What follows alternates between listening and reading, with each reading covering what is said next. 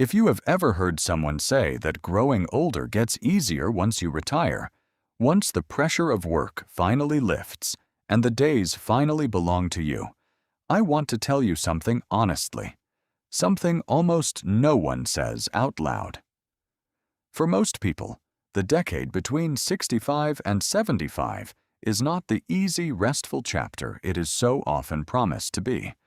It is, in fact, one of the hardest stretches of an entire lifetime, harder in many ways than the busy, exhausting middle years that came before it. Today, I want to talk honestly about why this particular decade is so difficult, not to discourage you, but because naming a difficulty clearly is almost always the first step toward moving through it with far more grace than facing it blindly ever allows. The first reason this decade is so difficult has to do with identity, and it catches nearly everyone off guard, regardless of how much they may have looked forward to retirement in the years leading up to it. For decades, most of us build our entire sense of who we are around what we do. We are the teacher, the electrician, the nurse, the manager, the person others rely on for a particular skill or role. And then, often within the span of a single week, that entire identity simply ends. The alarm clock that once organized your whole day falls silent. The colleagues who once filled your conversations are no longer part of your daily life. The sense of being needed, useful, essential to something larger than yourself, quietly disappears, and very few people warn you in advance just how disorienting that disappearance can feel.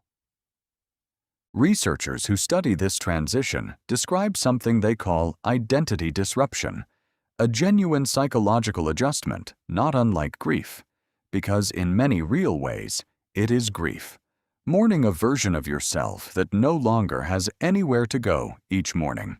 I think of a man named Richard, a structural engineer for nearly 40 years, who told me that the hardest part of retirement was not missing the work itself, which had genuinely exhausted him toward the end. It was catching himself, weeks into retirement, introducing himself at a dinner party, and realizing, mid-sentence, that he no longer knew how to finish the phrase, "I am a." He had spent decades as an engineer first and a person second, and untangling those two identities took him nearly 2 full years to work through honestly. What makes this particular difficulty so widespread is that our entire culture, for generations, has taught us to answer the question of who we are almost entirely through the lens of what we do for a living. From childhood onward, one of the very first questions we learn to ask a new acquaintance is some version of, "What do you do?" treating occupation as though it were the most essential fact of a person's entire character. When that occupation ends, often abruptly, on a specific final day rather than fading gradually, it leaves a genuine void precisely where an answer to that question used to sit.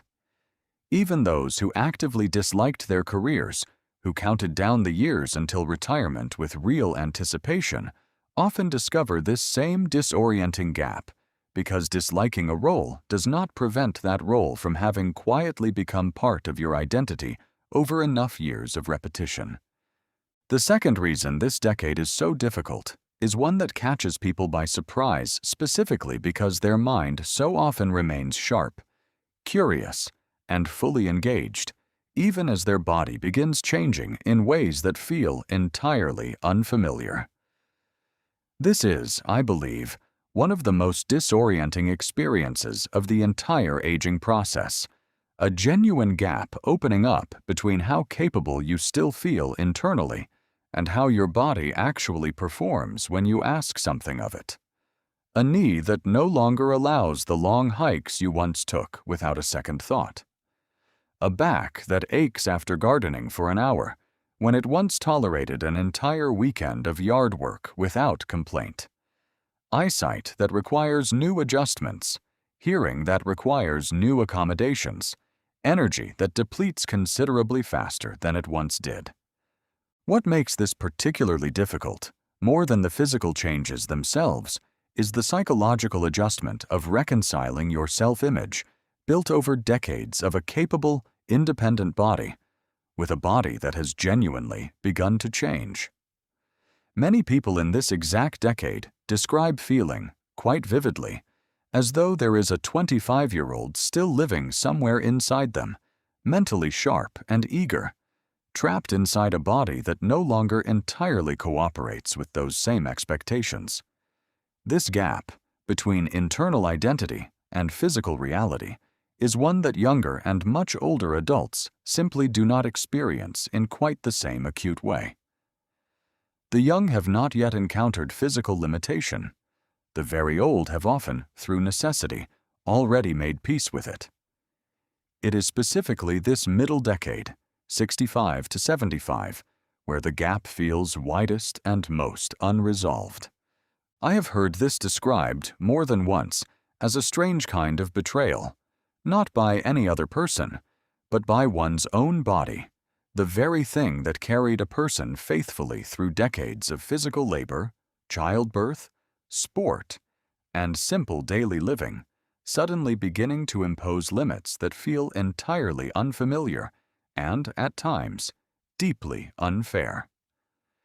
A woman I knew, a former competitive tennis player well into her 60s, described the particular grief of standing on a court she had played on for 30 years, watching her own serve, once effortless, now requiring visible strain and producing a fraction of its former power. She was not simply frustrated by a slower serve. She was mourning a relationship with her own body that had, for her entire life, felt like a reliable partnership, only to discover, within this decade specifically, that the partnership now required an entirely new set of terms. The third reason this decade proves so difficult involves something that rarely gets discussed honestly, and that is the sheer accumulation of loss that tends to concentrate precisely within these particular years. This is often the decade when parents, if they have not already passed, finally do. It is frequently the decade when close friends, colleagues from decades of shared work, and in some cases, a spouse of many decades, begin passing away with a frequency that feels genuinely shocking compared to earlier decades of life. Grief, which once arrived occasionally, spaced out across years, can begin arriving with a frequency that leaves very little time to properly recover between losses. I think of a woman named Eleanor, a retired librarian, who described this particular decade to me as feeling like her address book was slowly being erased, one name at a time, faster than she could process any single loss before the next one arrived. Within the span of 4 years, she lost her husband, her closest college friend, and 2 former colleagues she had worked alongside for over 30 years. She told me that the hardest part was not any single loss individually, painful as each one was, but the cumulative weight of so much grief arriving without adequate space between each blow to properly grieve one loss before the next one began. This accumulation of loss, concentrated so heavily within this particular decade, is something younger generations rarely anticipate, and something that deserves far more open, honest conversation than it typically receives. The fourth reason involves something quieter, but no less significant, and that is the loss of structure and daily purpose that retirement so often brings, even for those who genuinely looked forward to leaving their careers behind. For decades, most working lives are organized around a schedule imposed from outside, a job that dictates when you wake, where you go, and what you accomplish each day. When that structure disappears, many people discover, often to their own surprise, that an entirely unstructured day is far harder to navigate well than they ever anticipated. The freedom so many people dream about during their working years can become, once it actually arrives, a genuinely disorienting kind of freedom, one that requires an entirely new skill set to navigate successfully, the skill of building meaningful structure for yourself, rather than simply having it handed to you by an employer. Research on retirement adjustment describes distinct phases many people move through during this decade, often beginning with a genuine sense of relief and even euphoria in the earliest months, followed by a harder period of restlessness and aimlessness once the novelty of unstructured time wears off, before eventually, for those who navigate it successfully, arriving at a genuine reevaluation, discovering new sources of purpose, structure, and meaning that eventually replace what work once provided. This middle, difficult phase, often falling squarely within these 10 years, is precisely why this decade earns its reputation as one of life's hardest, even for those who entered retirement expecting nothing but relief and relaxation. The fifth reason this decade proves so difficult involves something our broader culture rarely acknowledges honestly, and that is a genuine shift in how the world begins treating you. Somewhere within this decade, many people notice, often for the first time, a subtle but unmistakable change in how younger people interact with them, a certain impatience in a checkout line, a tendency to be spoken to more slowly or more loudly than necessary, an assumption of confusion or fragility that was never present in earlier decades. This shift, sometimes called invisibility by those who experience it most acutely, can feel deeply painful precisely because it often arrives while a person's internal sense of self, their humor, their sharpness, their full personality, remains entirely unchanged from the person they have always been. I think of a woman named Patricia, a former attorney known throughout her career for her sharp, incisive mind, who described the particular sting of a young pharmacist explaining a simple prescription to her as though she were a confused child, despite the fact that she had managed her own complex medications, along with her late husband's, for over a decade without any difficulty whatsoever. This particular kind of quiet dismissal, she told me, hurt in a way she had never anticipated, precisely because nothing about her actual capability had changed, only the assumptions others now made about her, simply based on her visible age. Now, having named these 5 genuine difficulties honestly, identity disruption, the gap between mind and body, the accumulation of loss, the loss of structure, and society's shift in how it treats you, I want to offer something equally honest in return, because I do not believe this decade needs to remain purely difficult without any real path forward. The research on this same period of life reveals something genuinely hopeful alongside these challenges, and it is this. The people who navigate this decade most successfully are not the ones who avoid these difficulties entirely, since that appears to be nearly impossible for anyone. They are the ones who name these difficulties honestly, the way we have done together today, rather than suffering through them silently, assuming something has gone uniquely wrong in their own particular life. Those who move through this decade with the greatest genuine satisfaction tend to actively rebuild a sense of purpose rather than waiting passively for one to reappear on its own. This might mean volunteering somewhere your particular skills remain genuinely valuable.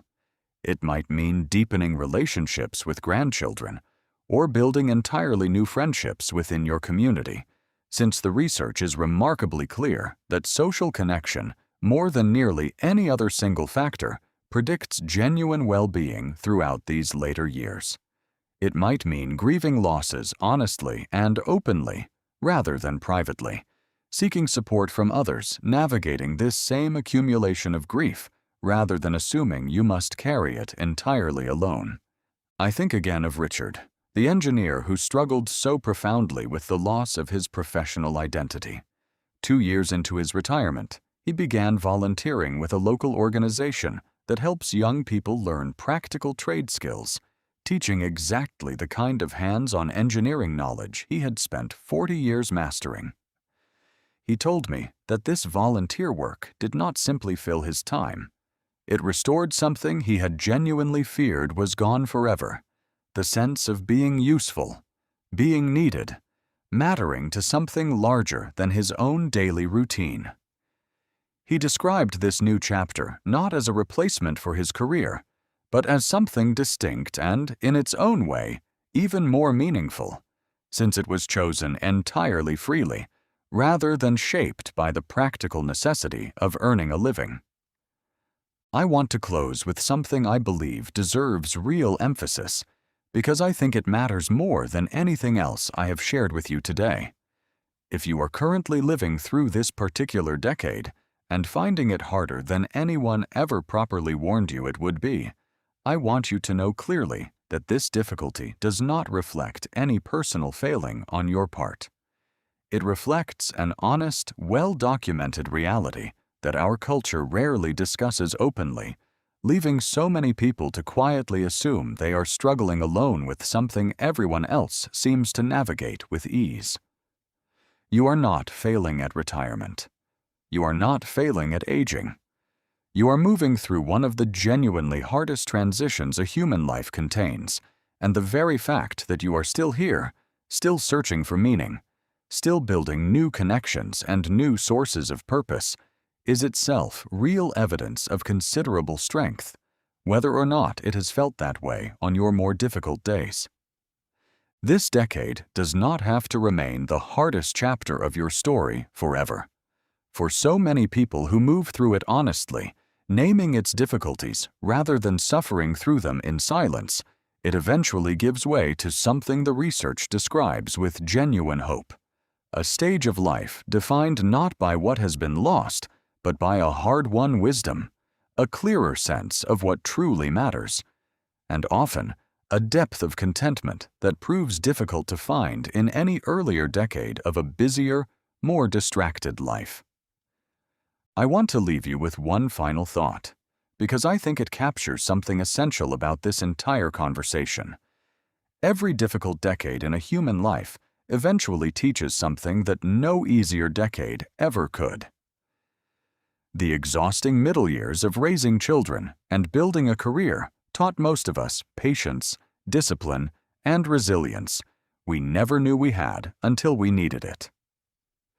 This particular decade, as hard as it genuinely is, appears to be teaching something equally valuable: the art of building meaning deliberately rather than having it handed to you by circumstance, the practice of grieving honestly rather than silently, and the quiet, hard-won wisdom of knowing exactly who you are, entirely on your own terms, once every external title and role has finally fallen away.